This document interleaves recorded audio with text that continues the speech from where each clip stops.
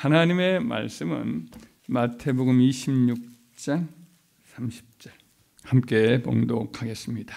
이에 그들이 찬미하고 감람산으로 나아가니라. 아멘.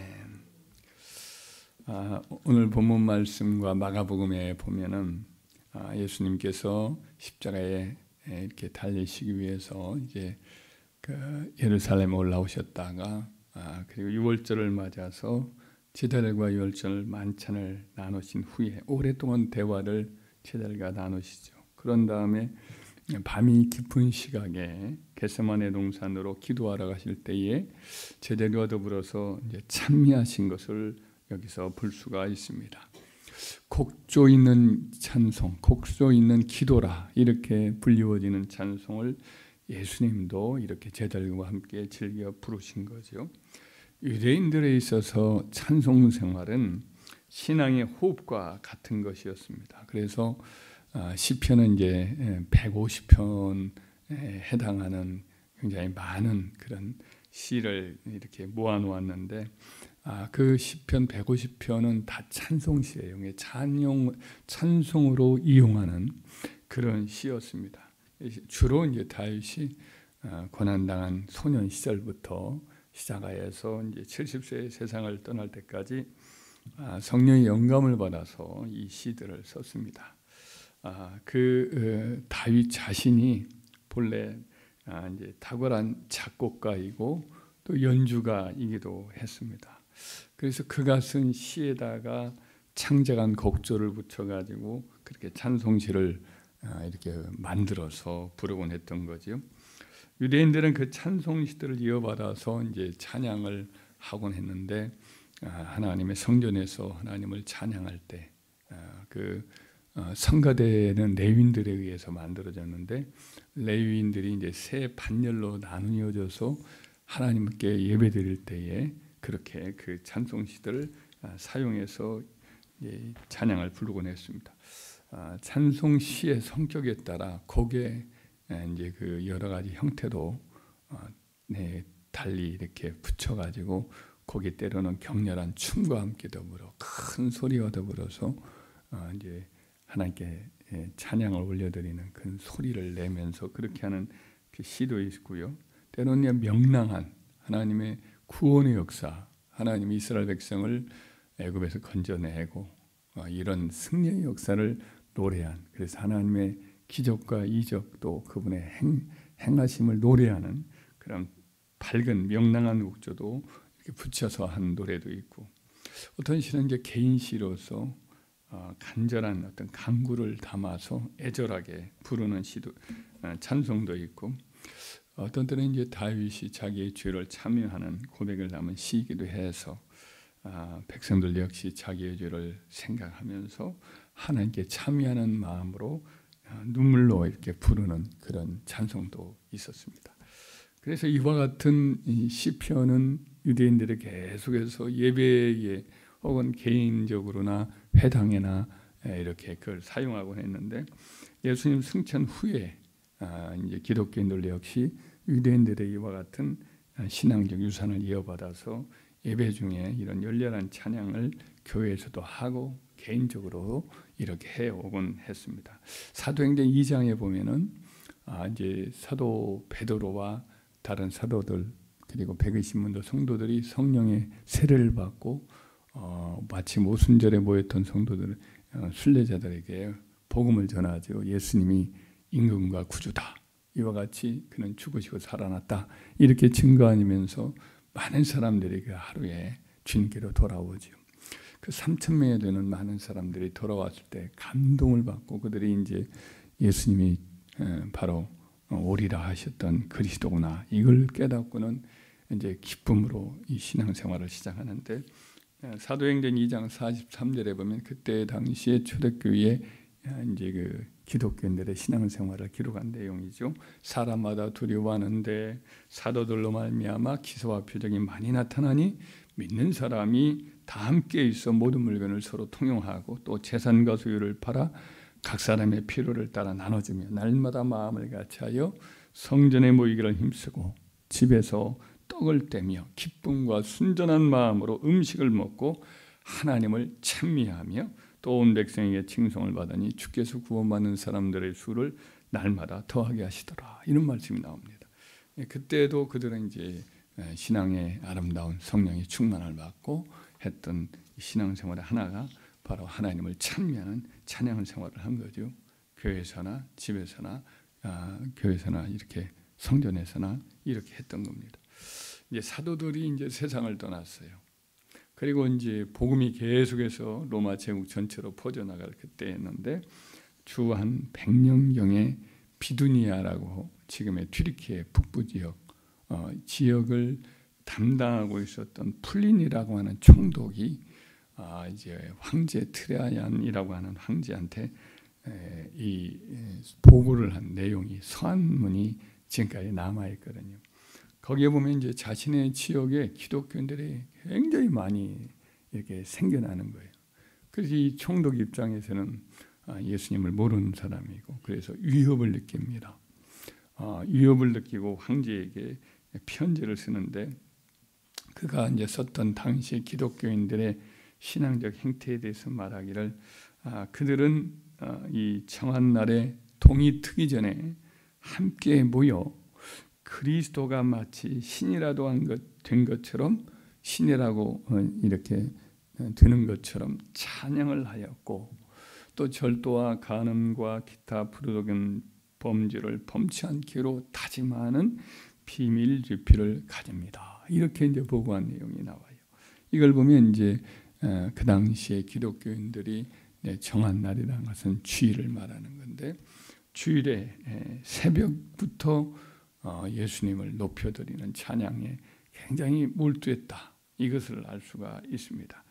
사도 바울도 역시 2차 전도여행 때 이제 빌립보에서 전도하다가 붙잡혔을 때에 그때 감옥에서도 하나님께 기도를 하고 또 찬양했다. 이런 내용이 나오지 않습니까? 이게 전형적인 예배를 그 감옥에서도 사도 바울과 실라가 했던 거죠. 그 사도들의 편지를 보아도 사도들은 흩어져 있는 그 여러 세워졌던 교회들에게 성도들에게 신앙생활에 대해서 가르치는 내용을 보면 풍성한 찬양생활을 하도록 그렇게 권면한 내용이 나오지요. 골로새 3장 16절에 보면 사도 바울이 새 사람이 합당한 생활을 하라 하면서 시와 찬송과 신령한 노래를 부르며 감사한 마음으로 하나님을 찬양하며 그렇게 하라는 거지요. 에베소서 5장 19절에도 성령으로 충만함을 받으라 한 이후에 성도들에게 이르기를 시와 찬송과 신령한 노래들로 서로 화답하며 너희의 마음으로 주께 노래하며 찬송하며 아까 말했던 골로새서 그 말씀과 똑같은 그런 말씀을 하고 있죠. 히브리서 13장 15절에도 이르기를 그러므로 우리가 예수의 이름으로 항상 찬송의 제사를 하나님께 드리자. 이는 그 이름을 증거하는 입술의 열매니라 라고 말씀을 하고 있습니다. 이와 같이 사도들 교회 성도들에게 찬송 생활을 힘써하도록 권면을 한 거죠. 그 이후에 기독교 역사를 보면 이제 다 알 수는 없지만 기독교 역사 속에 풍의 시대에 남겨진 기록을 보면 찬송의 은혜가 늘 충만했던 것을 보게 됩니다. 루터가 종교개혁 시대에 그러니까 종교개혁을 일으키는 여러 종교개혁자 중에 한 분인데 이분이 찬양을 많이 즐겨했습니다. 본인 자신이 때로는 우울증도 있고 그랬는데 찬양을 늘 즐겨하면서 그때마다 이겨내기도 하고 본인이 또 작곡도 많이 했습니다. 예를 들면 지금 내주는 강한 성이요. 이것도 루터가 했던 거고 그 외에도 많은 찬송을 그가 지어서 그 당시에 같이 부르곤 했습니다. 켈빈 선생도 시편에 있는 여기 성경의 구약의 시편을 가지고 찬송을 많이 이렇게 만들어서 그걸 부르곤 그렇게 성도들을 지도하곤 했습니다. 이후에 영국의 청교도들이 찬양을 많이 불러요. 예를 들면 뭐 영국의 그 찰스 웨슬리라든지 존 웨슬리가 이끌었던 감리교 초창기 시대에도 많이 찬송을 많이 해서 그와 같이 찬양을 많이 불렀고, 미국으로 이 복음이 건너와요. 그때 미국에서 복음을 증거하는 여러 사람들 중에 한 사람이었던 D.L. 모디 선생도 복음을 전할 때 함께 찬양 사역자를 발굴을 해서 함께 다닙니다. 아이런 생키라든지 또 피터 빌혼이라는 이런 찬양 사역자들과 함께 더불어서 창작 찬양을 많이 만들어서 부르기도 하고, 그렇게 해서 복음 전도와 더불어 찬양 사역을 통해서 사람들의 마음이 활짝 열리게 해서 또 은혜의 심령이 이렇게 충만해져서 큰 부흥을 일으키는 그런 열매를 맺었습니다. 우리나라에도 80년도, 90년도에 복음 전도 활동이 왕성했지요.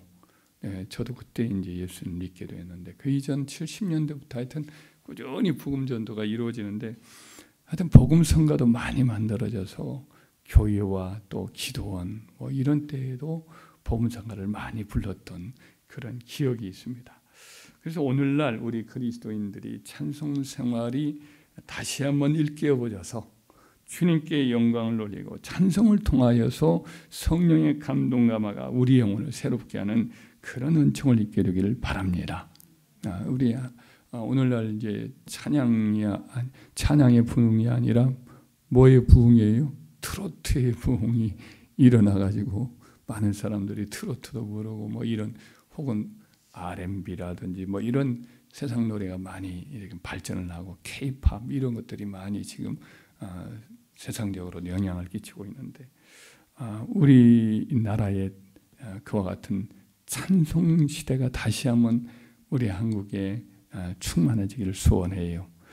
우리 때에 어떤 분이 제 기억으로 찬양을 참 잘해요. 목소리가 너무 탁월하고 고음이 탁월해요. 근데 이분이 이제 암에도 걸렸습니다. 암도 걸리고 그래서 낫고 은혜의 간증도 있고 교회마다 이렇게 했었는데, 워낙 이제 목소리가 좋고 탁월하니까 그냥 세상적인 연예계에서도 자꾸 부르고, 그래가지고 이제 세상 노래도 많이 부르고 해외에 나가서도 노래를 하고 그러는 가운데 이제 찬양을 하는 것, 그런 것보다는 그런 데 나가는 것이 더 많아진 것 같습니다. 그러면서 이제 제가 언제 뜻하지 않게 듣기로는 좀 가슴 아픈 이야기가 이렇게 들려온 이야기를 제가 들은 것을 보았습니다. 그래서 어떤 의미에서 그 자매의 예처럼 오늘날 그리스도인들이 세상 노래 많이 부르고 입술에서 찬양이 멈추어 버리면 은혜의 샘도, 우리 안에 있는 은혜의 샘도 마르고 축복의 샘도 마를 수 있다, 이런 생각을 하게 됩니다. 야고보 선생이 한 말이지만, 한 입으로 한 사람을 저주하고 한 입으로 하나님을 찬양할 수 있느냐, 이런 말이 나와요. 이런 말이 있잖아요. 그래서 우리의 입술에서 찬양이 흘러 넘치고 하나님께 영광을 돌리는 입술이 되어야 하나님이 기뻐하시고 우리 입술을 사용하시고, 그렇지 않겠어요? 그래서 우리 입술에도 자꾸 세상 노래가 많이 흘러나오고 그렇다면 주님이 기뻐하실 리가 없다 생각을 하게 됩니다. 그래서 우리는 이 찬양의 열매를 하나님이 귀하게 여기시는데, 다윗이 시편 69편 30절 31절에 보면 내가 노래로 하나님 이름을 찬송하며 감사함으로 하나님을 위대하시다 하리니 이것이 곧 뿔과 굽이 있는 황소를 누림보다 여호와를 더욱 기쁘시게 함이 될 것이라. 찬송이 그렇게 하나님을 기쁘시게 하는 참 귀한 예물이 된다는 거죠. 시편 22편 3절에도 이스라엘의 찬송 중에 거하시는 주여 주는 거룩하시니이다 라고도 말씀을 하고 있지 않습니까? 그러니까 우리가 찬양할 때에 우리 하나님의 영이 우리와 함께 하시는 것이고, 하나님이 기쁘게 우리의 찬양의 제사를 기쁘게 받아주시는 거죠. 그래서 우리가 이 감사주간에 감사와 더불어서 이 감사의 내용이 바로 찬양이에요. 구약에 보면 감사하게 하려고 성가대를 세웠다는데, 그 감사라는 것이 하나님께 드리는 찬양이거든요. 그래서 우리 입술의 고백에 마음의 감사뿐 아니라 입술의 찬양도 우리가 많이 하나님 앞에 드려야겠다. 할렐루야. 다시 한번 찬양 생활에 충만하여서 참으로 초대교회의 그 은혜가, 성령의 부흥의 역사가 우리 심령에 놀라운 새롭게 누는 은혜와 하나님의 축복이 가득 차기를 주의 이름으로 축원합니다.